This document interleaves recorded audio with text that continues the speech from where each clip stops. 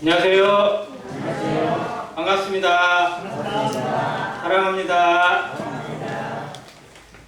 4월도 어느덧 중순으로 접어들었습니다. 시작이 무서운 것 같아요.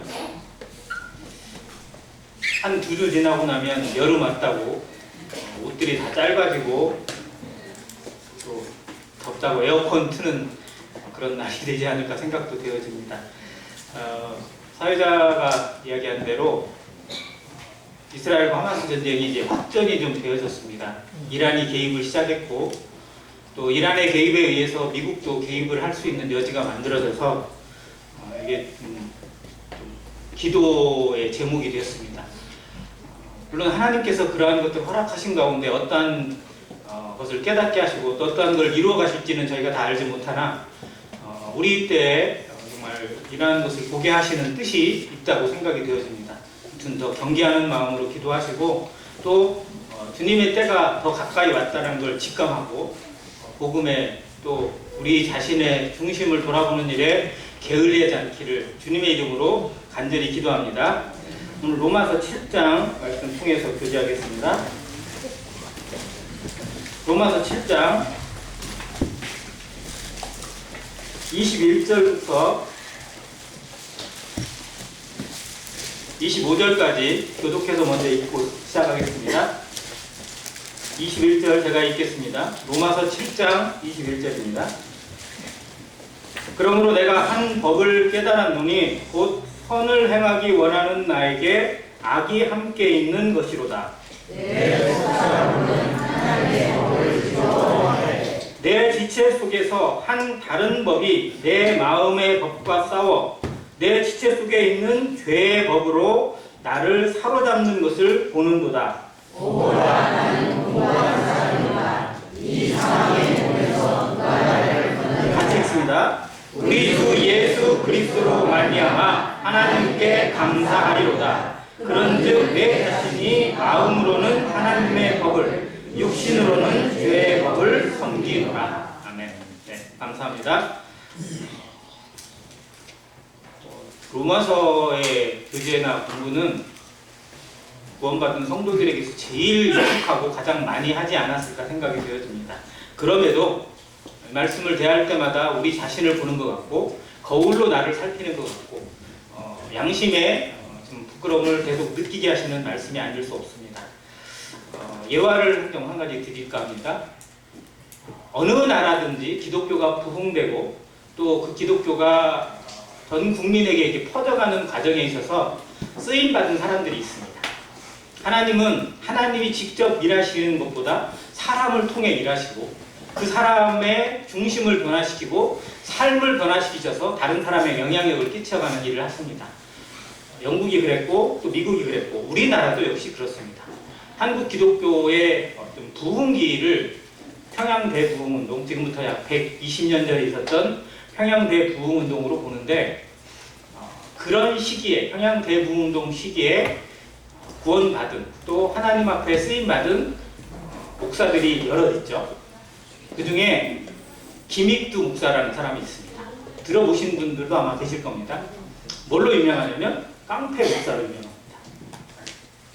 이 사람은 1874년도에 태어나서 1901년도에 구원받습니다. 그러니까 20대 후반?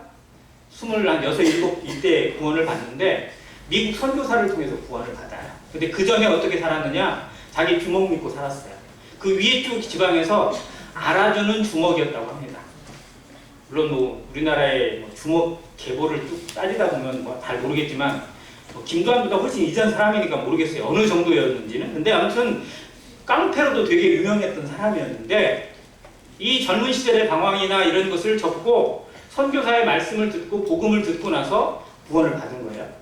그리고 이런 게 있구나라는 걸 깨닫고 이제 거기에 심취되어져 갑니다. 그래서 내 삶을 어떻게 살 것인가 고민을 하다가 내가 하나님의 말씀을 전하고 복음을 전하는 자가 돼야겠다 해가지고 신학 공부를 해요. 지금까지 주먹만 입고 살다가 신학 공부를 해서 1910년에 이제 우리나라 역사로 따져보면 1910년이 경술 국치잖아요. 근데 이 사람은 1910년에 목사가 됩니다. 안수를 받아요. 그리고 그때부터 여러 부흥회를 다니고 복음을 전하고 여러 가지 일들을 했는데 놀라운 이적들을 많이 베풀었고 또 수많은 사람들을 영혼을 인도했던 그런 목사가 되었다고 합니다. 기록에 의하면 1500번 정도의 부흥회를 열었다고. 아니면 그리고 아무튼 여러 열매들도 많고 또 여러 가지 실수도 있는데 유명한 일화가 뭐냐면 이 사람이 이제 부흥회를 인도하기 위해서 그때 당시에는 이제 열차를 기차를 타고 이동을 합니다. 이 기차를 타고 쭉 가는데 지금처럼 KTX가 아니고 완전 완행기 열차잖아요. 타닥타닥 가는 그런 기차를 타고 가는데 이제 자기 앞에 앉은 할아버지가 한 명 있었대요. 근데 같이 마주보고 있는데 이 할아버지가 앞에서 계속 곰방대 담배를 피는 거예요. 그러니 그 담배 연기가 어디로 와요? 자기한테 오는 거예요. 계속. 아까 이게 피하고 싶어도 피할 수가 없고 사람도 많이 차 있으니까 담배를 안 피웠으면 좋겠는데 그리고 담배 연기를 딴 곳으로 했으면 좋겠는데 꼭 자기한테 푹 받으라고 이렇게 뿜어내더래요. 인상을 한번 썼답니다. 그 할아버지한테 막 담배 끊으라는 식으로 이제 눈에 힘을 주고 전직에 주먹 깡패였으니까 얼마나 눈이 또 막 무섭겠어요. 근데 아무리 막 인상을 쓰고 막 그 좀 신호를 줘도 무관하게 계속 담배를 피고 계속 연기를 뿜어내대요. 너무 화가 나는 거예요. 자신이 지금 뭐 하러 가는 거예요, 지금? 지금 뭐 하러 가는 거예요? 놀러 가는 게 아니고 복음 전하러 가고 있는 목사인데 그것도 이제 까먹은 거예요. 너무 화가 나니까. 그래서 이 양반이 도대체 지금 어디서 이렇게 담배를 사람 얼굴에 뿜냐고 그러면서 일어나가지고 그 할아버지를 냅다 그냥 한 방 먹여버렸대. 이 양반이 이 사람이 주먹인데 이거 누가 하겠어요? 그냥 막 뒤뚱거려 나는 거예요. 근데 이 할아버지가 막 굴러가면서 하는 말이 아이고 김익두가 사람 됐다더니 사람 잡네 이러면서 그 얘기를 또 기차에 있는 붙는 사람들 앞에서 해버린 거예요. 김익두가 깡패였다가 목사 됐다고 사람 됐다고 그러더니 빨짝 헛소리네. 아이고 사람 죽네 막 이런 게. 그 순간에 사람들도 놀랬겠지만 누가 더 놀랬을까요? 김익두 본인이 놀래버린 거예요. 아, 내가 이것밖에 안 되는구나. 내가 진짜 구원받고 목사 되고 복음 전하면서 하나님 앞에 진짜 잘 됐다고 생각했고 변화됐다고 생각했는데 아무것도 안 했구나. 그 생각을 보고 너무 얼굴이 막 뜨거워지고 부끄러웠대요. 그래서 그날 이후부터 정말 나는 여전히 죄인이다. 나는 여전히 아무것도 아니다 라는 생각을 철저하게 하고 자신의 마음을 중심을 잡아가는 일에 기도로 시작했다고 하는 그런 일화가 있습니다.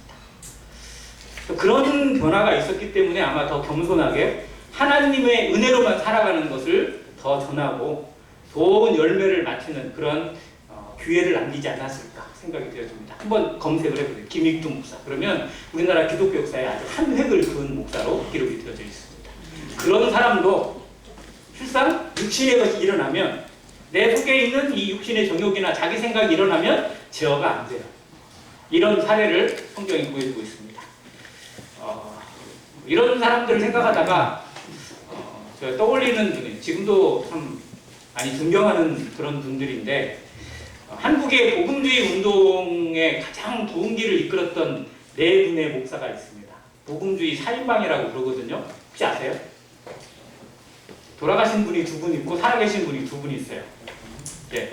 처음에 오카노 목사, 그 다음 하용조 목사, 그리고 지구촌교회 이동원 목사, 그리고 남서울교회 홍전빌 목사. 이 네 명이 같이 활동을 했고 또 친구들입니다. 근데 이 네 명이 공통이 있냐면 한 명의 스승을 뒀어요. 이분 이야기를 좀 하게 됩니다. 이 네 명을 제자로 거두고 가르쳤던 분이 김준곤 목사입니다. 한국의 CCC, 캠퍼스 크루사이드 포 크라이스트라고 하는 대학의 CCC를 한국에 들여온 분이고요. 그게 전쟁 직후에 1958년도에 한국에 들어왔으니까 우리나라가 가장 가난하고 어려울 때 복음을 위해서 또 젊은이들을 위해서 헌신했던 그러한 수고를 했습니다. 그리고 그분의 수고로 대학생들이나 이런 사람이 캠퍼스의 복음이 정말 놀랍게 전파되어지고 지금 한국의 어떤 그런 것을 움직이는 역량들 중에 그분의 영향을 받은 분이 참 많다는 것을 보게 됩니다. 그래서 오카노 목사 같은 경우도 1960년에 이분을 처음 만나게 되고 거기에서 변화를 받게 되고 정말 자신을 하나님께 드리기로 작정하게 되었고 또 그곳에서 하용기 목사를 또 만나서 같이 동역자가 되고 같이 기도하는 어떤 그런 일꾼이 되었다고 합니다. 자, 누군가의 헌신이, 누군가의 기도가, 누군가의 순종이 자기만이 아니라 다른 사람에게 믿음의 후보나 자녀나 그 다음 세대에게 어마어마한 영향력을 미치는 것을 보여주는 사례가 바로 김중곤 목사입니다. 그런데 이 김중곤 목사의 이야기를 찾아보면 더 놀라운 게 뭐냐면 이 사람이 전라남도 섬 이름도 잘 모르겠어요. 전라남도에 있는 섬들 많잖아요. 신안군 그 밑에 있는 한 섬 출신이거든요. 근데 여기에서 한 주일학교 교사를 통해서 하나님을 처음 알게 됐어요. 근데 이 주일학교 교사가 누구였냐면 가정을 두고 있는 엄마였어요.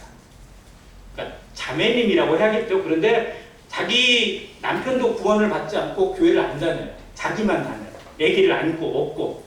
남편은 되게 반대를 했대요. 그런데도 자기가 가르치고 있는 영혼들, 학생들을 위해서 정말 수고를 아끼지 않고 그 먼 길을 가서 교회를 참석하고 주일학교 학생들을 돌봤던 그런 교사였는데 그 교사 학생 중에 하나가 누구냐면 김중곤이었어요.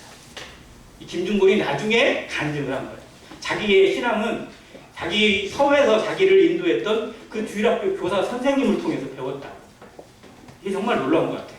우리 신앙이 내가 가르치고 있고 내가 전하고 있고 내가 만나는 누군가가 하나님 앞에 어떻게 쓰임받고 어떠한 역할을 하게 될지 아무도 몰라요. 그래서 그 만남 자체를 소중히 여기고 내가 지금 하고 있는 일 그 자체에 가치를 두고 기도해야 합니다. 하나님이 어떻게 이걸 변화시키고 어떠한 역사를 이룰지 누구도 모른다는 사실을 마음속에 기억하고 지금 이 순간에 최선을 다하는 모든 성도 되시기를 간절히 바랍니다. 이런 이야기를 괜히 한 건 아니고요. 아무튼 그러한 역사들의 모든 중심에 하나님의 말씀이 있었다는 것을 생각합니다. 자, 믿는 성도들의 삶, 구원받고 또 복음을 깨닫고 죄사함 받고 하나님 앞에 예배하고 이제 천국 백성이 됐고 하나님의 자녀가 되어서 왕같은 제사장의 신분으로 살아가는 성도에게 아무런 문제가 없으면 참 좋겠는데 우리는 여전히 문제 덩어리고 문제 속에 살아가는 그러한 인생인 것을 너무나 잘 보여주고 있습니다. 다른 사람 안 찾아도 돼요. 내가 증인이고 내가 그 주인공이라는 사실을 늘 기억하게 됩니다. 그런데 중요한 건 사도 바울도 역시 그랬다는 사실이에요. 이 로마서 7장은 어떤 그 성경학자들 간의 논란이 되게 지금도 많아요. 이게 사도 바울의 개인의 고백이냐? 아니다. 이건 그전 상태를 얘기하는 것이다. 사도 바울이 그랬을 리 없다. 이렇게 주장하는 사람도 있어요. 그런데 사도 바울이 어떤 사람입니까? 하나님의 마음을 통해서 이 교리서를, 이 복음서를 이렇게 기록했다면 그 사이 없이 그런 사람이라는 것을 너무나 잘 보여주고 있습니다. 자, 로마서는 복음의 교과서라고 부릅니다. 복음에 대해서 근본적인 상태에서부터, 즉 하나님을 알기 이전의 인간의 상태, 죄의 상태에서부터 시작해서 죄의 문제를 지적해주고 있고 죄가 어떻게 하나님 앞에 해결될 수 있는지 그 방법까지 제시하고 있고 그 이후의 삶에 대해서도 너무나 체계적으로 잘 정리가 되어져 있어요. 그래서 복음을 듣고자 하고 복음을 가르치고자 하면 가장 먼저 공부해야 되는 책이 로마서입니다. 또 복음 안에 살고자 하는 성도도 역시 로마서는 반드시 공부해야 합니다. 읽어야 되고 묵상하고 알아야 돼요. 그래야 내가 어떤 수준이 어떤 상태인지도 점검할 수 있습니다. 자, 그런데 로마서에 나타나는 복음, 우리가 흔히 말하는 이 구원받는 것은 몇 장에 나와요? 로마서에서 구원받는 것은 몇 장에 나옵니까? 3장에 나옵니다. 3장. 우리가 너무 잘 아는 로마 3장 23절 24절이에요. 모든 사람이 죄를 범하였으며 하나님의 영광에 이르지 못하더니 예수 그리스도 안에 있는 하나님의 구속으로 말미암아 속량으로 말미암아 값없이 의롭다 하심을 받은 자 되었느니라. 얻은 자 되었다고 했잖아요. 선언했어요. 거기에서 모든 사람이 구원받을 수 있는 길이 열렸고 복음이 선포되어 있습니다. 완성됐어요. 거기서. 그런데 로마서는 16장까지 있어요. 3장에서 복음이 됐는데, 즉 복음이 완성이 아니라 복음은 시작에 불과하다는 거고요. 생명은 시작에 불과하다는 걸 로마서가 보여줍니다. 그러면 복음이 시작된 그의 인생에 어떠한 문제들이 생기고 어떠한 과정을 거치는지를 로마서가 잘 보여주고 있다는 거예요. 자, 그의 삶의 복음으로 끝나는 게 아니라 복음 이후에 그리스도와 연합되어지는 성화의 과정, 이걸 다른 말로 연합이라고 하는데 그게 로마서 5장으로 또 시작을 해서 6장에 계속 그 문제를 지적을 합니다. 우리가 성화되어야 된다. 그리스도와 연합이 되어야 된다. 그리스도로 하나 되어지고 그리고 그 안에서 나 자신을 하나님께 드리는 삶을 살아야 된다. 그런데 문제는 누구다? 나다. 하나님은 문제가 전혀 없어요. 하나님은 모든 것을 완벽하게 하셨어요. 그런데도 문제는 항상 어디서 나온다? 나에게서 나온다. 그게 로마서 7장의 문제입니다. 그래서 로마서 7장에서는 자신의 속을 들여다보기 시작해요. 로마서 3장에서 구원받은 것은 어떻게 보면 죄의 보편적인 거였는데 진짜 들어가고 보니까 여전히 나는 죄인이고 여전히 이 속에 죄가 있고 죄의 법이 나를 지배하고 있고 죄 속에서 벗어나지 못하고 있는 나를 발견한다는 겁니다. 우리의 삶이 그래요.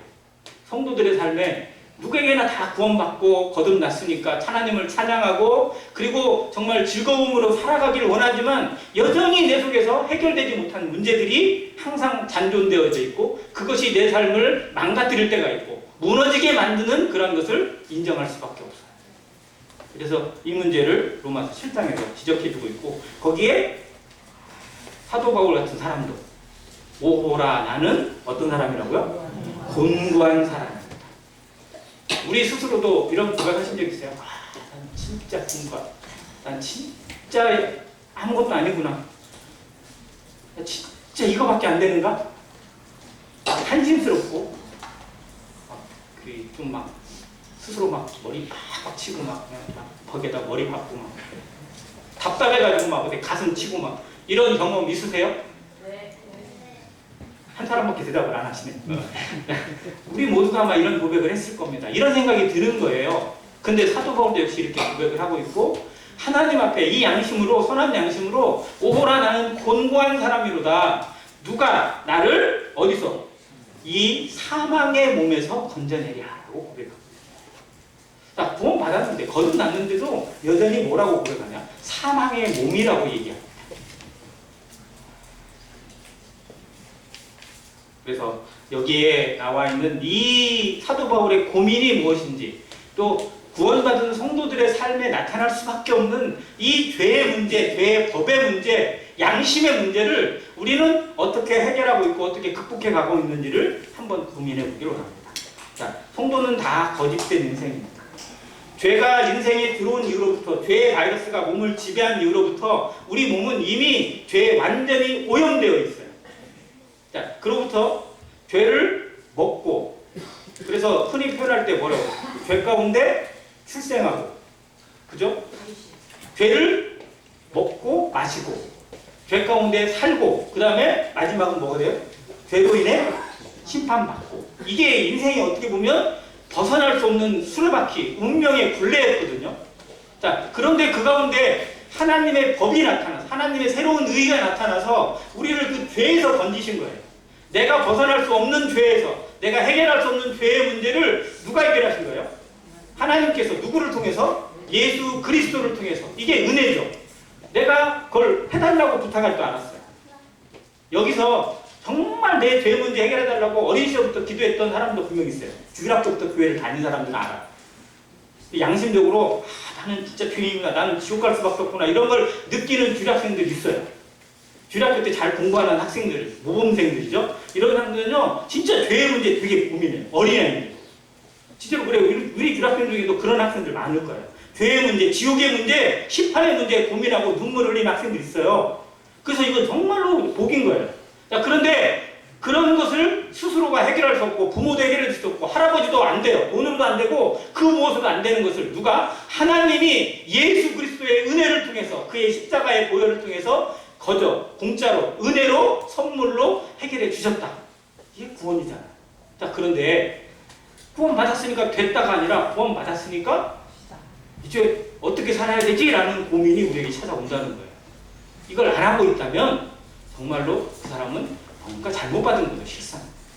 그러니까 구원에만 국한되어 있어. 구원 받았으니까 됐다. 그게 끝났다. 그게 완성됐다라고 이런 식으로 생각하는 그 잘못된 교리를 가지고 사람들을 현혹하는 무리. 우리가 흔히 구원파라고 부르는 그 무리들에 의해서 구원이 왜곡되어지고 구원의 진리가 잘못 전해지는 경우들을 우리는 너무 많이 보고 있습니다. 근데 성경을 보니까 구원은 그게 전부가 아니에요. 그건 시작입니다. 그래서 우리가 그 구원을 뭐라고 부릅니까? 칭의라고. 이신 칭의, 이신 득의, 혹은 다른 말로는 의화라고도 해요. 그러니까 이제 구원의 3단계를 얘기할 때 칭의, 성화, 영화 하잖아요. 성화, 영화는 다 화로 끝나는데 얘는 칭이라고 하니까 그걸 의화라고도 누가 얘기하더라고요. 자, 그런데 아무튼 그건 신분의 변화입니다. 우리가 하나님 앞에 그런 자로 되었다는 것이지 내가 그런 사람으로 완전히 바뀌었다가 아니에요. 그런데 하나님이 우리를 구원시키신 이후에 그리스도의 보혈로 사시고 거저 은혜를 주신 이후에 그냥 천국으로 데려가시면 문제가 없을 텐데 그 생각을 정말 많이 했어요. 그냥 데려가셔도 되잖아. 안 그래요? 우리 신분이 하나님의 자녀가 되었어요. 천국 백성이 되었어요. 지옥 안 가요. 그러면 지금 그냥 천국 가면 되잖아요. 안 그래요? 20년 동안 여기 꼭 있어야 돼요? 30년 동안 꼭 여기서 있어야만 그게 인정받는 게 아니잖아요. 그 순간에 구원받고 그 순간에 확정되어졌으면 천국이 목표라면 천국에 가고 지옥에 안 가는 것이 하나님의 뜻이라면 그냥 데려가시면 돼요. 그런데 안 데려가셨어요. 우리를 여기 남겨두셨어요. 물론 어떤 사람은 구원 받자마자 데려가시는 분도 있어요. 이 사람은 죽기 직전에 구원받은 은혜인 것이지 그게 하나님의 진정한 뜻은 아닐 겁니다. 자, 그런데 우리에게 남겨두신 세월을 한번 생각해 보세요. 우리가 구원받은 이후에 하나님 앞에 어느 정도의 세월을 살았는지 돌아보세요. 제가 기억하기에 이게 평균 30년이에요. 우리 교회 평균 30년. 자, 정확하게 정직하게 손을 나 구원까지 30년 넘었다. 손 들어주세요. 30년 넘었다. 안 되시는 분이 있네. 제가 아는데. 왜 안 되시는 분들이 있어요? 안 됐어요? 30년 안 됐어요? 자, 정말로 우리 어마어마한 세월을 살았거든요. 자, 근데 왜 그 시간 동안 하나님이 허락하셨을까? 생각해봐야지. 우리의 그 기회를 주신 이유가 뭘까? 내가 구원받았는지 안 받았는지 지켜보시려고 준 게 아니잖아요. 확인하려고 그 시간을 주신 게 아니라 정말로 우리에게서 하나님이 원하시는 삶의 뜻이 무엇인지 목표가 무엇인지 우리가 정말 분명하게 알고 지내야 된다는 거예요. 그렇게 하신 이유가 있어요. 그게 뭐냐? 내 안에서 누가 나타나는 거야? 그리스도가 나타나는 거야. 이게 성화죠. 그리스도처럼 되어지는 거니까. 내 삶이 신분이 아니라 내 인격이, 내 성품이 하나님을 닮아가고 그리스도를 닮아가고 하나님의 말씀과 뜻에 순종되어지고 성령으로 살아가는 삶, 성령으로 역사가 나타나고 성령과 동행하는 삶이 나타나게 하시기 위해서 그 기회를 주셨다는 거예요. 왜? 우리가 하나님의 나라에 가서 그 앞에 심판대에 가서 어떤 사람이 되라고? 영화로운 자가 되라고요. 아이들이 학교를 졸업합니다. 졸업을 해요. 졸업. 이 일종의 졸업이라는 게 뭐냐면 그 과정을 다 끝냈다는 거예요. 졸업했을 때 아무것도 없어. 그러면 좀 이상하지 않나요? 졸업을 했는데 뭐가 있어야 돼요? 일단 졸업장이 있어야 되죠. 근데 졸업장은 다 받아. 근데 졸업장만 받고 끝나면 얘는 뭔가 내세울 게 하나도 없어요. 자, 졸업장과 함께 뭘 받았어? 뭘 받아요? 특별 표창장을 받아요. 그러면 어때요? 그건 아무나 받는 게 아니거든요. 그렇죠. 그러면 그 학생은 그 과정 동안에 뭘 했다는 거예요? 남들보다 더 열심히 공부도 하고 더 모범적인 생활을 했다고 또 이렇게 인정을 받는 거잖아요. 그러면 그거 어디다 둬요? 자녀가 표창장을 받았어요. 그럼 어떻게 해요? 요즘은 그게 아예 그냥 그렇게 나오더라고요. 그게. 딱 껴가지고 옛날에는 표창장이라도 종이 한 장밖에 없었는데 지금은 이렇게 막 좋은 케이스나 이런 데 껴주고 이렇게 나오더라고요. 그러면 어떻게 해요? 그거 어디다 막 버려요? 아니잖아. 잘 보관하고 잘 보이는 곳에 두거나 아니면 갑오로 둡니다. 저 어린 시절에 남들보다 상을 조금 더 받았어요. 남들보다 글쎄요 1년에 한두 개는 더 받았던 것 같아요. 그때는 상을 좀 많이 줬던 것 같아요. 그 상을 받으면 어떻게 해요? 저 상을 보관하는 케이스가 따로 있어요. 제 것만 따로 있어요. 동생도 동생에다 보관하고 저도 제 거에다 보관했어요. 그리고 다 지나고 나서 나중에 보면요 마음이 흐뭇해요. 그때 이런 상도 받았구나 이런 마음이 든다니까요. 자, 그런데 이 땅에서 주는 이 아무것도 아닌 상에도 우리가 기분이 좋고 마음의 흐뭇함이 있는데 하나님의 나라에서 주는 상, 이게 우리의 소망 아니에요? 우리가 정말 즐거워하고 기뻐하고 바라봐야 되는 상을 하나님이 예비하셨어요? 안 하셨어요? 하셨잖아요. 그걸 주시기 위해서. 그걸 닫는 자격을 주시기 위해서 그 가운데 영광을 누리고 하나님의 즐거움에 참여한 자가 되가라고 기회를 두고 계신다는 사실이에요.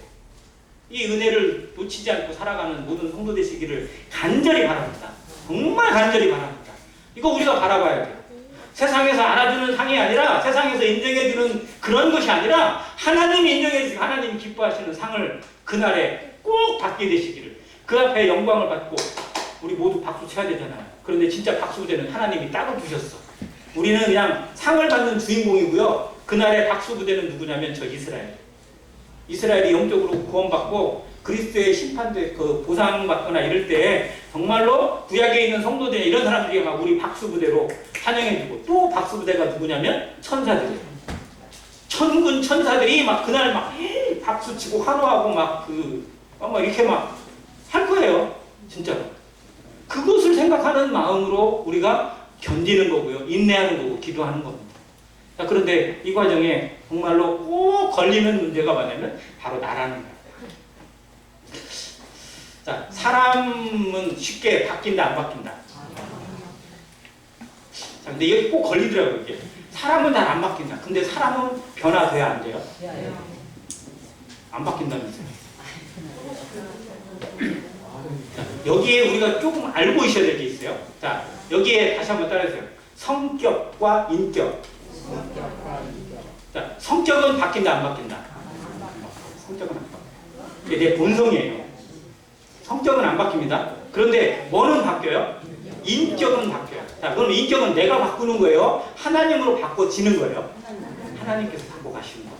그래서 여기서 말하는 거, 성화의 과정, 그리고 사도 바울이 정말로 오호라 나는 본관자라도 고민했던 그 부분이 뭐냐? 내 성격은 안 바뀌어요. 이게 죄의 법을 따르는 내 몸이에요.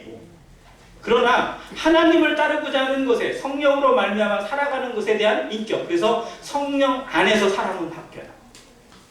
성령은 우리를 바꿔 가십니다. 나는 나를 바꿀 수가 없어요. 우리의 성격은 바뀐 것 같은데도 그냥 일어나요. 아까 김익중 목사처럼요, 그냥 또 들고 일어나요. 뭔가 자존심이 상하는 상황이나 어떤 급격한 일이 일어나잖아요. 그러면 그게 속에서 사람인 것 같은데 푹 일어나요. 부부싸움 해보신 분이라면 꼭 경험하셨을 겁니다. 10여 년 전에 있었던 사건 잊었는데 갑자기 부부싸움 하니까 그게 막 팍 떠올라. 그래서 막 갑자기 열이 받아요. 막 주는 거 없이 화가 나. 그리고 막 당신 그때 그랬잖아 막 그러면서 얘기 꺼내면 이제 끝장이에요. 그 얘기 꺼내기 시작하면 더 이상 볼 자가 없어요. 자, 그런데 안 그래야 된다고 생각하는데도 일어나잖아요. 안 바뀌어요, 사람은요. 자, 그런데 그리스도 안에 변화된 사람들, 우리 앞에 증인들이 있어요, 없어요? 그리스도 안에서 변화된 사람들 있어요, 없어요? 이건 그 사람이 바꾼 거예요? 하나님이 바꾸신 거예요? 하나님이 바꾸신 거예요. 이게 인격입니다. 성령 안에서 바뀌어가는 거. 우리 자신을 하나님이 바꿔가시는 거. 그래서 내가 나를 바꾼 게 아니기 때문에 사도 바울이 고백을 하잖아요. 나의 나 된 것은 뭘로 된 것이니? 하나님의 은혜로 된 것이니. 내게 주신 하나님의 은혜가 헛되지 아니하여 내가 다른 사도들보다 더 많이 수고하였으나 내가 아니요 오직 나와 함께 하신 하나님의 은혜라. 사도 바울이 변화되는 삶. 우리 자신이 나도 모르는 사이에 바뀌어가고 있는 것들. 하나님이 다듬으시고 하나님이 성령께서 주관하셔서 우리의 인격을 허락하시고 그 가운데서 성령의 성품, 사랑과 희락과 화평과 오래 참음과 자비, 양선과 온유와 충성과 절제 같은 이 성령의 성품이 우리 가운데 나타날 수 있는 과정들을 허락하세요. 그런데 이 과정이 대부분 뭘로 오느냐면 고난과 연단으로 와요. 그래서 고난받는 것이 내게 유익이라 이로써 내가 주의 율례를 배웠다고 하는 시편 기자의 고백이 그대로 적용되어지는 겁니다. 좋은 때 잘 배우면 좋은데요, 좋은 때 잘 못 배워요. 배부르면 뭔가 잘 되면 사람이 겸손해져요, 교만해져요. 자동적으로 교만해지더라고요. 그래서 누가 그랬잖아요. 교만은 가만히 있어도 된다고. 교만하려고 노력할 필요가 없어요. 자, 우리는 타고날 때 죄인으로 태어났어요. 죄 지려고 노력해요? 죄 지려고 노력 안 해요. 죄 안 지려고 노력해요. 그런데도 자동적으로 뭐가 나와요? 죄가 튀어나와요. 왜?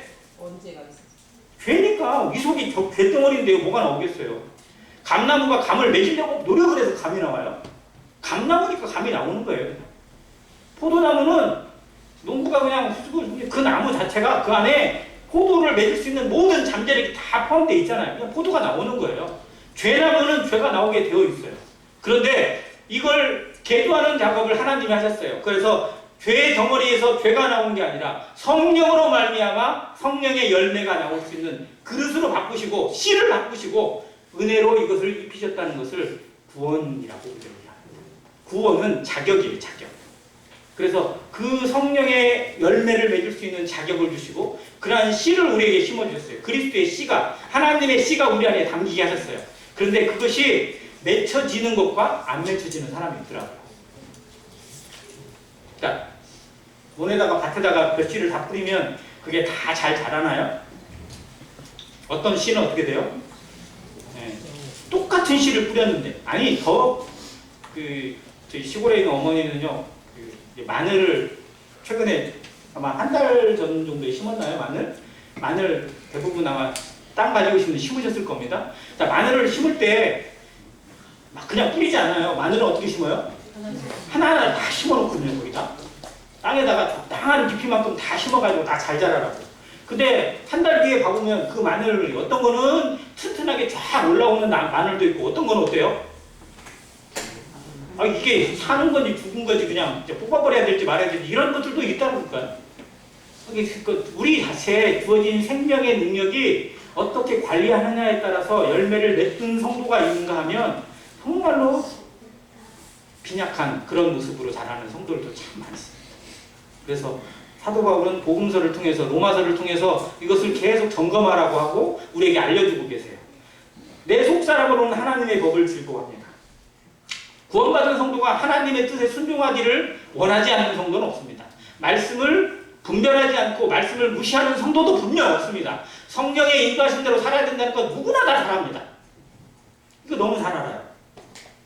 그래서 말씀을 들으면 그래야지 나도 그렇게 살아야지 라고 하는 고개를 끄덕이고 그렇게 살겠다 기도합니다. 기도하면서 말씀 보면서 아침에 시작하면서 오늘은 멋대로 살아야지 이렇게 기도하는 성도 아무도 없어요. 모든 성도들이 하나님 앞에 보람있게 살고 뜻있게 살고 순종하며 살아가고 하나님의 영광을 위해 살아가기를 기도합니다. 그런데도 그렇게 안 되는 때가 있어요. 23절입니다. 그게 내 지체 속에서 내 안에서 한 다른 법이 내 마음의 법과 싸워. 이 안에 두 가지의 법이 있다는 거죠. 이 안에 두 가지의 법이 존재해요. 그래서 하나의 법은 하나님의 법. 하나님의 법은 그리스도를 믿는 믿음으로 말이야. 하나님이 선물로 주신 거예요. 그전에 있었어요, 없었어요? 네, 죄인인 우리에게는 없었어요. 하나님의 법이 들어왔습니다. 하나님의 법이 이 안에 생겼어요. 자, 그런데 이 죄의 법이 사라졌으면 좋겠는데 죄의 법이 사라져 안 사라져요? 육신의 법은 그대로 있어요. 전에 한번 말씀을 드렸는데 죄의 법이 구원받고 나면 10년이 지나면 그만큼 줄어들까요? 그대로 있을까요? 죄의 법이 육신의 이 정욕이나 이런 것들이 줄어들까요? 그대로 있을까요? 더 커질까요? 더 커지면 안 되지. 더 커지면 안 되죠. 그게 진짜 문제 생겨요. 자, 이건 그대로 있어요. 이거는요 안 변한다니까요. 사람의 성격 안 변하는 것처럼 이 죄 덩어리는요 그대로 있어요. 줄어들었으면 좋겠는데 안 줄어들고 그대로 있어요. 자, 그런데 문제는 이거를 줄이려고 노력하는 게 아니라 뭘 키워야 돼요? 한쪽이 중에 하나님의 법을 키우면 돼요. 그런데 하나님의 법은 키울 생각 안 하고 이것만 보고 있어. 너는 왜 그 모양이다 나는 왜 이 모양이니까 하고 있으면 이 법이 커야 되는데 안 커요. 여기는 하나님의 말씀으로 커지는 거고 교제로 커지고 예배로 커지고 기도로 커지는 건데 거기에 참여하지 않고 계속 나만 보고 있으면 육신의 법이 줄어들진 않는다니까요. 육신의 법은 줄어들 방법이 없어요. 하나님도 이건 안 하세요. 근데 이건 그대로 있는데 이 성령의 법, 내 마음의 법, 하나님의 법이 그보다 2배가 커졌어. 그럼 어떻게 돼요? 영향력이 사라져요. 점점. 그러니까 처음에는 성령의 법, 하나님의 법이 우리 가운데 들어왔을 때는 누가 이길까요? 육신의 법과 성령의 법이 누가 이길까요? 그때는 육신의 법이 이겨요. 왜 육신의 법이 더 크니까. 이걸 못 키워놨습니다. 그런데 이것을 하나님과의 관계, 즉 예수 그리스도와 연합되는 삶을 통해서 계속 키워나가게 될 때 우리가 아기가 크려면은 뭐 해야 돼요? 첫째, 잘 먹어야죠. 일단 잘 먹어야 돼요. 그게 제일 중요해요. 자, 그리고 잘 먹기만 하면 돼요? 네, 먹는 것보다 더 중요한 거 싸는 거예요. 먹고 싸기를 잘해야 돼요. 그러니까 애들은 먹고 잘 자고 잘 싸고 또 한 가지가 더 있는데 잘 놀고 요것만 있으면 돼요. 그러면 진짜 건강한 거예요. 성도들도 첫째 잘 먹어야 돼요. 잘 안 먹어. 안 먹고 나서 이게 커지길 바라면 이건 뭔가 좀 잘못된 거예요. 그리고 두 번째, 잘 자야 돼요. 이건 쉼이에요, 쉼. 성도도 영적으로 쉼을 누려야 돼요. 주님이 우리에게 평안을 주셨잖아요. 이 평안을 누려야 돼요.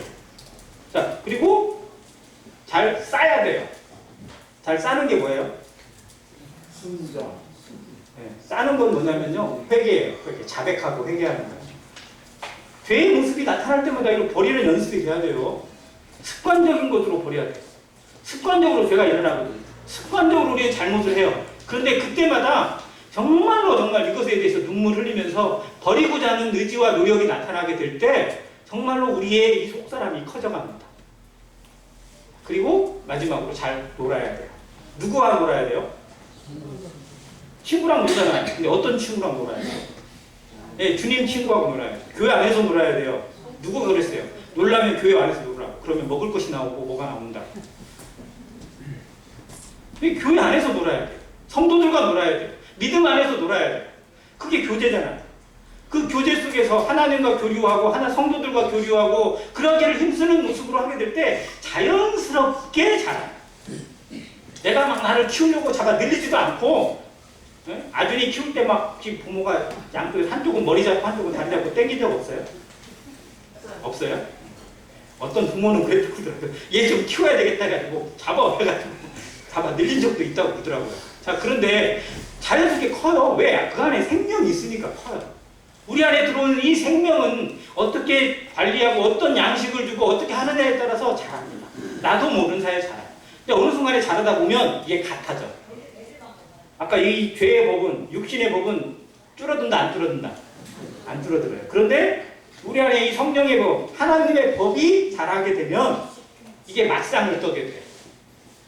같아져요. 그러면 비등비등해지면 어떤 결과가 나올까요? 이 삶에 어느 때는 잘 되다가 어느 때는 안 되다가 왔다 갔다 치열해져. 우리 안에서 진짜로 막 이 육신의 법과 되게 깊이 싸울 때가 이때예요. 게임이 안 될 때는 싸움이 안 된다니까요. 그런데 서로 급이 같아지고 서로 그 펀치가 같아지잖아요. 그러면 그때 진짜 열심히 싸워요. 그러니까 우리 안에서 계속 갈등이 많고 막 뭔가 막 해야 되는데 막 이 안에 막 조바심이 나고 이럴 때가 언제냐면 이 내 안에 성령의 법과 육신의 법이 거의 같을 때예요. 이 안에서 치열해져요. 우리가 이걸 경험해야 돼요. 왜? 이걸 겪지 않으면 더 커지는 걸 모르니까. 이 가운데서 지지 말아요. 계속 더 열심히 키워야 돼요. 이것이 사도 바울이 얘기하고 있는 거예요. 근데 내가 키우는 거라고 착각을 했어요, 저도. 내가 나를 막 연단시키고 막 쳐서 목병 치고 뭐 해야지 이것도 해봐야지 저것도 해봐야지 막 서로 의지를 세우고 계획을 세워보고 뭐 해보려고. 그리고 막 수양회 막 여기저기 다 다녀보고 뭐 있다고 막 찾아보고 막 뭐 또 해보고 막 이렇게 했던 적이 있어요. 그런데 그걸 하면 할수록 그때는 뭔가 일어난 것 같아요. 근데 조금 지나고 나면 다시 이렇게 또 있어요. 그걸 너무 많이 겪었어요. 그래서 정말로 하나님의 법이 커지고 하나님의 은혜가 커지는 건 나의 노력이 아니라 다른 것이 있구나라는 걸 깨달았어요. 물론 내 노력이나 내 의지가 필요 없다는 게 아니에요. 그런데 그것으로 되는 게 아니라는 겁니다. 이게 사도 바울이 여기서 고백한 거예요. 내 마음으로는 하나님의 법을 순종하고자 하되 내 육신 안에서 계속 죄의 법이 일어나서 나를 무너뜨리는 것을 계속 날마다 봐요. 인정할 수밖에 없고 그것 앞에 무릎을 꿇을 수밖에 없고 눈물을 흘리면서 통곡을 하는 거예요. 그게 오호라입니다. 같이 해주세요. 오호라. 정말 안 되는구나. 이게 난가? 이런 가슴을 치면서 울었던 경험이 우리 성도들에게 꼭 있기를 바랍니다. 오늘도 그런 마음 속에서 하나님 앞에 눈물을 흘리고 정말로 왜 하나님 나는 이렇습니까? 라고 눈물을 흘렸던 성도들을 통해서 성령이 일하시고 성령이 역사하시는 것을 경험하게 하실 것입니다. 오라 나는 곤고한 자로다. 누가 나를 이 사망의 몸에서 건져낼까? 그래서 끝이 나는 것 같았어요. 이거밖에 안 되는구나. 나는 여기가 한계구나. 나는 내 인생은 하나님 앞에 이거밖에 안 되는구나 라고 스스로 한탄하게 될 때 뭐가 보이기 시작했느냐? 그리스도가 새롭게 보이기 시작했어요. 그래서 25절에 우리 주 예수 그리스도로 말미암아 하나님께 감사하리로다. 나를 내려놓게. 내 자신이 마음으로는 하나님의 법을, 육신으로는 죄의 법을 섬길 수밖에 없는 존재구나. 나는 원래 이런 존재구나라는 것을 인정하게 되니까 하나님이 하신 은혜가 더 들어오는 거예요. 그래서 하나님이 죽으신 거고, 그래서 하나님이 나를 살리신 거고, 주님이 부활하신 이유가 이것 때문이구나. 주님이 십자가에 못 박혀 죽으신 이유가 이거구나. 주님이 그렇게까지 고난받으시고 그렇게까지 피를 흘리고 처절히 죽으실 수밖에 없었던 이유가 바로 내가 이런 사람이기 때문에 나라고 깨닫게 됐죠. 이것이 우리에게 주신 은혜라는 겁니다. 그래서 그 순간에 배우는 하나님, 그 순간에 배우는 예수 그리스도의 십자가는 내가 구원을 깨달을 때의 은혜와 또 다르더라고요. 정말로 그 은혜는요, 나만을 위해서 내가 어떠한 사람인지 너무 잘 아시기 때문에 거기에 나를 향해서 부르시는 호소가 담겨 있더라고요. 너 힘들지? 힘든 건 내가 너무 잘 알아. 그래서 내가 너를 위해서 죽고, 그래서 너를 위해서 내가 살아가는 거야 라고 말씀해 주시더라고요. 그래서 8장 1절로 바로 넘어갑니다. 8장 1절로 그렇게 나와요. 같이 읽겠습니다. 8장 1절과 2절 시작. 그러므로 이제 그리스도 예수 안에 있는 자에게는 결코 정죄함이 없나니 이는 그리스도 예수 안에 있는 생명의 성령의 법이 죄와 사망의 법에서 너를 해방하였습니다. 해방하셨어요.